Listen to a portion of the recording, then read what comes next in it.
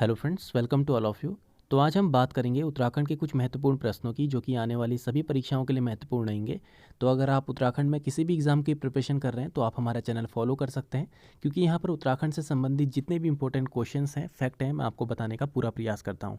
साथ ही साथ अगर आप हमारे टेलीग्राम चैनल पर भी ज्वाइन होना चाहते हैं तो डिस्क्रिप्शन में लिंक दिया हुआ है, आप वहाँ से टेलीग्राम में ज्वाइन हो सकते हैं।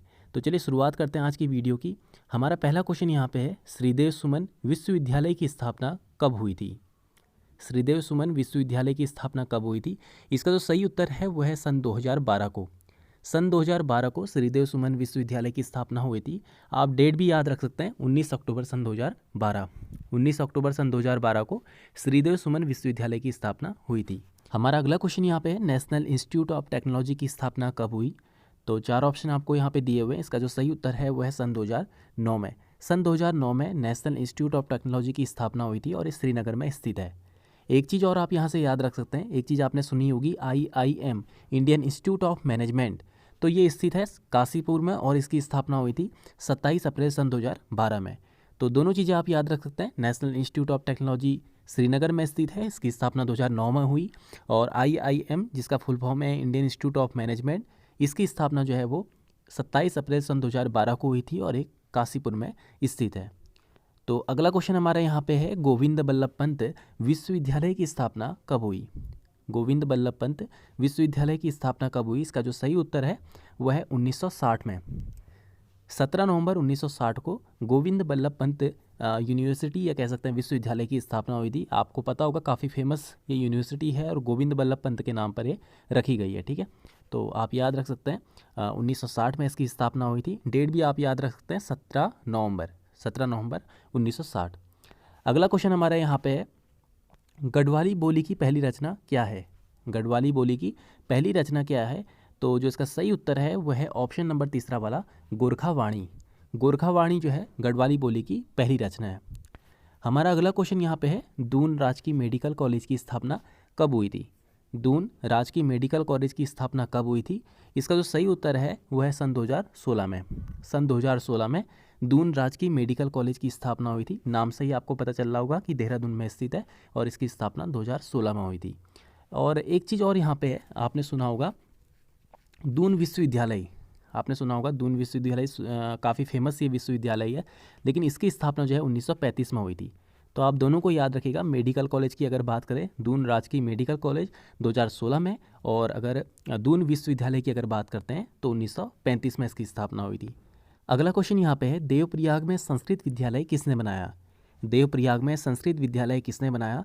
तो जो इसका सही उत्तर है वो है ऑप्शन नंबर सेकंड वाला, भवानी शाह। भवानी शाह ने बनाया था देवप्रयाग में संस्कृत विद्यालय। तो आप याद रख सकते हैं कि 1862 में संस्कृत विद्यालय का निर्माण किया गया था भवानी शाह के द्वारा।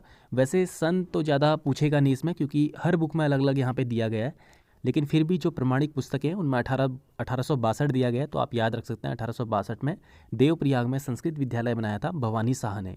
हमारा अगला क्वेश्चन यहाँ पे है, उत्तरकाशी में कुष्ठ आश्रम की स्थापना किसने की? तो जो इसका सही उत्तर है वो है कीर्ति शाह। कीर्ति शाह ने उत्तरकाशी में कुष्ठ आश्रम की स्थापना की थी। और कीर्ति शाह काफ़ी पढ़ा लिखा, एक कह सकते हैं टिहरी रियासत का शासक था। कुष्ठ आश्रम की स्थापना टिहरी वेधशाला, टिहरी शारदा पुस्तकालय और भी कई चीज़ें की जो है इसने स्थापना की थी, जैसे PWD वगैरह भी हो गया है ना। तो आप याद रख सकते हैं, काफ़ी इंपॉर्टेंट ये क्वेश्चन है। उत्तरकाशी में कुष्ठ आश्रम की स्थापना की थी कीर्ति शाह ने। हमारा अगला क्वेश्चन यहाँ पे है, टिहरी घंटाघर का निर्माण किसने करवाया था? तो जो इसका सही उत्तर है वह है ऑप्शन नंबर चौथा वाला, कीर्ति शाह ने। हमारा अगला क्वेश्चन यहाँ पे है, हैस्को के संस्थापक कौन है?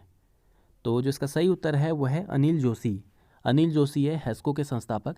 हैस्को की अगर बात करें तो इसका जो फुल फॉर्म हो जाएगा वो हिमालय पर्यावरण अध्ययन और संरक्षण संगठन है। इसकी स्थापना 1979 में की गई थी अनिल जोशी जी के द्वारा। तो आप याद रख सकते हैं 1979 हैस्को की स्थापना अनिल जोशी के द्वारा। हमारा अगला क्वेश्चन यहाँ पे है, कॉमन पीकॉक को राज्य तितली कब घोषित किया गया? तो जो इसका सही उत्तर है वह है सन 2016 को। सन 2016 को जो कॉमन पीकॉक है इसको जो राज्य तितली है घोषित किया गया था। इसका वैज्ञानिक नाम जो है वो पेपिलियो बायनर है। तो आप याद रख सकते हैं, पेपिलियो बायनर कॉमन पीकॉक का वैज्ञानिक नाम है, और इसको जो राज्य तितली घोषित किया गया था 2016 में किया गया। हमारा अगला क्वेश्चन यहाँ पे है, ज्ञानसु भूस्खलन का संबंध किस जिले से है? देखिए इंपॉर्टेंट क्वेश्चन है, काफ़ी पूछ सकता आने वाले एग्जाम में। ज्ञानसु भूस्खलन का संबंध किस जिले से है? तो जिसका सही उत्तर है वह है उत्तरकाशी। उत्तरकाशी जिले से संबंधित है ज्ञानसु भूस्खलन। और जो उत्तरकाशी में जो ज्ञानसु भूस्खलन आया था ये 23 जून सन 1980 को आया था। तो आप डेट भी याद रख सकते हैं, 23 जून 1980 को उत्तरकाशी में ज्ञानसु भूस्खलन आया था। हमारा अगला क्वेश्चन यहाँ पे है, उत्तराखंड जैव विविधता बोर्ड का गठन कब किया गया? उत्तराखंड जैव विविधता बोर्ड का गठन कब किया गया? इसका जो सही उत्तर है वो है 1 अप्रैल 2006 को। 1 अप्रैल 2006 को उत्तराखंड जैव विविधता बोर्ड का गठन किया गया था। अब आपको यहाँ पे बहुत सारे ऑप्शन दिख रहे होंगे, जैसे पहला है 1 मई सन 2002, दूसरा है 1 अप्रैल 2006, तीसरा है 30 मई 1971 और चौथा है 31 अप्रैल 1970। तो चलिए इसको भी समझ लेते हैं। अगर बात यहाँ पे आ गई है तो 1 मई 2002 की अगर बात करें तो उत्तराखंड प्रदूषण नियंत्रण बोर्ड की स्थापना हुई थी 1 मई 2002 को। दूसरा ऑप्शन है 1 अप्रैल 2006 को, तो इसकी जो इस दिन जो स्थापना हुई थी वो हुई थी उत्तराखंड जैव विविधता बोर्ड की। तीसरा ऑप्शन है 30 मई 1971, तो 30 मई 1971 को पर्वतीय विकास निगम की स्थापना हुई थी। पर्वतीय विकास निगम की स्थापना हुई थी 30 मई 1971। और जो चौथा ऑप्शन है इस दिन कुछ भी नहीं हुआ था। तो आप याद रख सकते हैं 3 के 3 चीज़ें। पहला तो है 1 मई सन 2002 उत्तराखंड प्रदूषण नियंत्रण बोर्ड, दूसरा है उत्तराखंड जैव विविधता बोर्ड 1 अप्रैल 2006 और तीसरा है 30 मई 1971 पर्वतीय विकास निगम। तो काफ़ी इंपॉर्टेंट ये फैक्ट हैं, आप याद रख सकते हैं। तो हमारा अगला क्वेश्चन यहाँ पे है, जोहार के स्वर किसकी पुस्तक है? जोहार के स्वर किसकी पुस्तक है? इसका जो सही उत्तर है वो है शेर सिंह पांगती। शेर सिंह पांगती जी की पुस्तक है जोहार के स्वर। ठीक है, तो आप याद रख सकते हैं, इंपॉर्टेंट क्वेश्चन ये है। हमारा अगला क्वेश्चन यहाँ पे है, खिड़ाताल किस जनपद में स्थित है? खिड़ाताल किस जिले में स्थित है? इसका जो सही उत्तर है वह है उत्तरकाशी। तो उत्तरकाशी में स्थित है, उत्तरकाशी के हुरी गांव में पड़ता है। जो खिड़ाताल है उत्तरकाशी के हुरी गांव में स्थित है। हमारा अगला क्वेश्चन यहाँ पे है, बेनीताल की लंबाई और चौड़ाई का अनुपात कितना है? बेनीताल जो कि चमोली में स्थित है, इसकी लंबाई और चौड़ाई का अनुपात कितना है? इसका जो सही उत्तर है वह है लंबाई 320 और चौड़ाई 150। लंबाई 320 और चौड़ाई 150 है बेनीताल की लंबाई और चौड़ाई का अनुपात। बेनीताल चमोली जिले में स्थित है। एक चीज़ और आप यहाँ पे याद रख सकते हैं कि इसके निकट में नंदा देवी मंदिर स्थित है।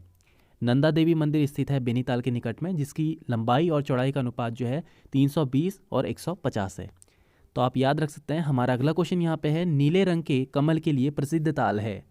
नीले रंग के कमल के लिए प्रसिद्ध ताल है। इसका जो सही उत्तर है वह है बासुकी ताल। बासुकी ताल प्रसिद्ध है नीले रंग के कमल के लिए। एक चीज़ और आप यहाँ से याद रख सकते हैं कि बासुकी ताल का जो पानी है ये लाल रंग का है। बासुकी ताल का पानी लाल रंग का है और यहाँ पे नीले रंग के कमल खिलते हैं। हमारा अगला क्वेश्चन यहाँ पे है, लोकपाल कितने पर्वतों से घिरा है? लोकपाल को ही हेमकुंड कहा गया है। तो आप याद रख सकते हैं हेमकुंड या लोकपाल कितने पर्वतों से घिरा है? इसका जो सही उत्तर है वह है 7 पर्वतों से। सिखों के 10वें गुरु थे गुरु गोविंद सिंह, जिन्होंने यहाँ पे तपस्या की थी। साथ ही साथ लक्ष्मण गंगा नदी का भी यहाँ से उद्गम होता है। ठीक है, लक्ष्मण गंगा नदी लोकपाल या हेमकुंड से ही निकलती है, जो कि 7 पर्वतों से घिरा हुआ है। हमारा अगला क्वेश्चन यहाँ पे है, भगीरथ खड़क ग्लेशियर स्थित है? इसका जो सही उत्तर है वह है संतोपत ताल। संतोपत ताल के पास में स्थित है भगीरथ खड़क ग्लेशियर। एक चीज़ और आप यहाँ से याद रख सकते हैं कि इस झील के पास में 2 ताल भी है, जो सूर्य ताल और चंद्र ताल के रूप में जानी जाती है। साथ ही साथ संतोपत ताल से ही जो है अलकनंदा नदी निकलती है, ये भी आप याद रख सकते हैं।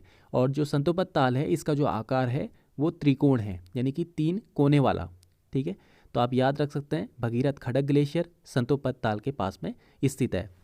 हमारा अगला और लास्ट क्वेश्चन यहाँ पे रहेगा कि सुखताल के पास स्थित ताल है? सुखताल के पास स्थित ताल है, इसका जो सही उत्तर है वह है ऑप्शन नंबर पहला वाला झलताल। झलताल स्थित है सुखताल के पास में।